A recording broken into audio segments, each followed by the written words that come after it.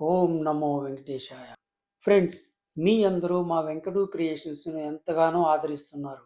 మీ అందరికీ చాలా చాలా థ్యాంక్స్. ఒక చిన్న రిక్వెస్ట్, మా ఛానల్ను మీ ఫ్రెండ్స్కు చుట్టాలకు చెప్పి దయించి సబ్స్క్రైబ్ చేయమని చెప్పండి. వారందరికీ షేర్ చేయండి. ఇక విషయానికి వద్దాం. మొన్నటికి మొన్న ఒక అమెరికా మిలిటరీ విమానం మన దేశంలో అమృత్సర్లో శ్రీ రామ్దాస్జీ ఇంటర్నేషనల్ ఎయిర్పోర్ట్లో 104 మంది భారతీయులతో దిగింది.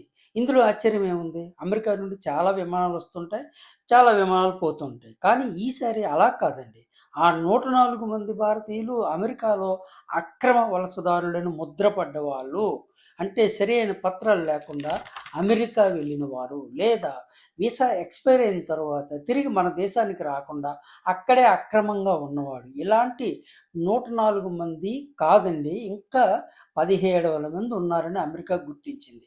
వాళ్ళందరినీ అమెరికా ఫేజ్ వైజ్గా మన దేశానికి తిప్పి పంపుతున్నారు. ఒక్కటి మాత్రం మన అందరం చాలా బాగా గుర్తుపెట్టుకోవాలి, అమెరికాలో చట్టాలు చాలా కఠినంగా ఉంటాయి.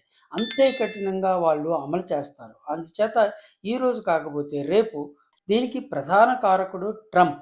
ఆయన ఈసారి ఎలక్షన్లో ప్రెసిడెంట్గా గెలిచింది అమెరికన్ ఫస్ట్ అనే నినాదంతో. అంటే అమెరికాలో ఎంప్లాయ్మెంట్ కానీ ఇతర ఆదాయ వనరులు కానీ ముందుగా అమెరికన్లకే చెందాలి, ఆ తర్వాత మాత్రమే ఇతర దేశస్తులకి ఉండాలి అన్న ఉద్దేశంతో, ఆ నినాదంతో ఆయన వచ్చాడు. ఫ్రెండ్స్, సరైన పత్రాలతో సరియైన దారిలో అమెరికా వెళ్ళిన మన భారతీయులకు ఏమీ కాదు, అందరూ హ్యాపీగా ఉన్నారు. నిజానికి మన వాళ్ళు నైపుణ్యం, డెడికేషన్ అమెరికా దేశానికే చాలా అవసరం. అమెరికా ఆర్థికంగా ఇంత ముందంజలో ఈరోజు ఉంది అంటే అది మన భారతీయులు పెట్టిన భిక్ష. రెండో భయం స్టూడెంట్ వీసా మీద అక్కడికి వెళ్ళి అనాథరైజ్డ్గా ఏ హోటల్లోనో లేదో గ్యాస్ స్టేషన్లోనో, అంటే పెట్రోల్ పంపుల్లో పనిచేస్తున్న స్టూడెంట్స్కి సంబంధించింది. అక్కడ చదువుకోవడానికి ఖర్చులకు ఈ ఆదాయం సరిపోయేది. ఇప్పుడు ఆ పద్ధతి లేదు కాబట్టి, వాళ్ళు ప్రైవేట్ జాబులు చేయకూడదు కాబట్టి ఖచ్చితంగా ఇక్కడి నుంచి పేరెంట్స్ డబ్బులు పంపాల్సిందే. అయితే ట్రంప్ మన దేశానికి ఒక అతి పెద్ద మేలు చేశాడు. అదేంటంటే, మన ప్రధాని మోడీకి ఒక బ్రహ్మాస్త్రం చేతికి అందించాడు. ఆ వెపన్ పేరు అక్రమ వలసదారులు. మన దేశంలో దాదాపు 2.5 కోట్ల మంది బంగ్లాదేశీయులు ఉన్నారు.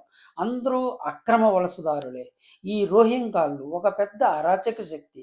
దేశంలో జరుగుతున్న కుట్రల వెనుక, అల్లర్ల వెనుక, మత ఘర్షణల వెనుక ఈ బంగ్లాదేశీయులే ఉన్నారు. మన దేశంలో ఉన్న ముస్లింలకు ఎక్కువ మంది దేశభక్తి ఎక్కువ. నాకు తెలిసిన దాదాపు అందరు ముస్లిం ఫ్రెండ్స్ వేరే భావాలు ఏమీ లేవు. కొందరు రాజకీయ నాయకులు వీళ్ళని తప్పుదోవను పట్టిస్తుంటారు. ఇప్పుడు ఈ విషయానికి వద్దాం. అమెరికా నుండి మన దేశానికి వస్తున్న మన వాళ్ళు కేవలం 17,000 మంది మాత్రమే. వీళ్ళందరూ బాగా చదువుకున్న వాళ్ళు, వృత్తి నైపుణ్యం ఉన్నవాళ్ళు. అందుచేత వాళ్ళు ఇక్కడికి వచ్చినా మనకు కానీ మన ప్రభుత్వానికి కానీ ఏ ప్రాబ్లం ఉండదు. వారికి జాబ్ చూపడం కూడా చాలా ఈజీ. మన దేశ ఆర్థిక వ్యవస్థకి వీళ్ళు చాలా బాగా ఉపయోగపడతారు కూడా. ఇక ఈ 2.5 కోట్ల బంగ్లాదేశీల గురించి, వీళ్ళకి ఏ వృత్తిలోనూ నైపుణ్యం ఉండదు. బ్రతకడానికి ఏ పైన చేస్తారో, ఆఖరికి పచ్చి దొంగలుగా మారిపోతారు.